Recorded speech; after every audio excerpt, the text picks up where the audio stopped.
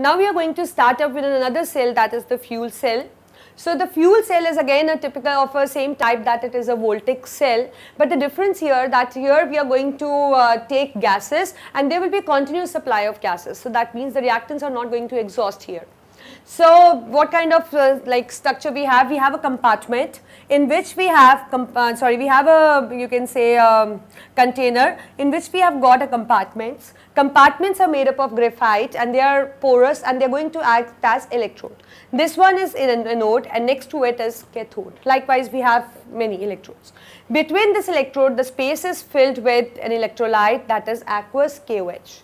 We also have an outlet pipe here for water because often you can say randomly the water is forming, so we need an outlet from where we can remove the water. So we have an outlet pipe here. Here we have an inlet pipe. From anode chamber we are going to add hydrogen, and from this side we are going to add oxygen. So let's say what kind of reaction are going to take place. So as we know that reaction starts with anode, right, and we know that oxidation occurs at anode. So what happened, this OH interact with this H2, so H2 interact with this OH negative of electrolyte, loses an electron, and after that it results in the formation of two water molecules. And likewise at cathode, what happens, this O2 is there, it is going to react with this water.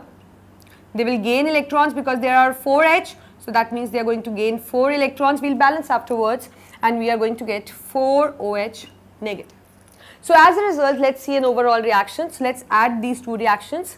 We see that this thing 2O now, because when we are adding them, we may have to make the number of electrons same. So as we see, there are 2 electrons and there are 4 electrons gaining. So we will multiply the whole equation with 2.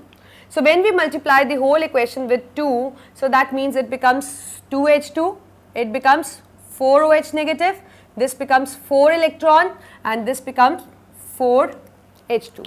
I will remove this, right. So now just we'll write and we'll add them and we'll get an overall reaction. We are going to cancel the same terms. So as this is 4OH, this is 4OH, so they cancelled out, and similarly we have 2H2O and 4H2O, so that means this H2 is cancelled and this is left only as 2. So what is the overall reaction? It is 2H2 plus O2 gives us 2H2. So this kind of reaction is going to take up in the fuel cell. I think you got it. And you know that what is the advantage of using this fuel cell? It is eco-friendly, this continuous supply of gases, so it is a continuous source of energy, and although it has the high efficiency, and we can denote its efficiency with eta.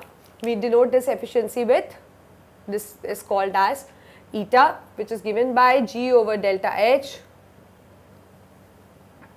into.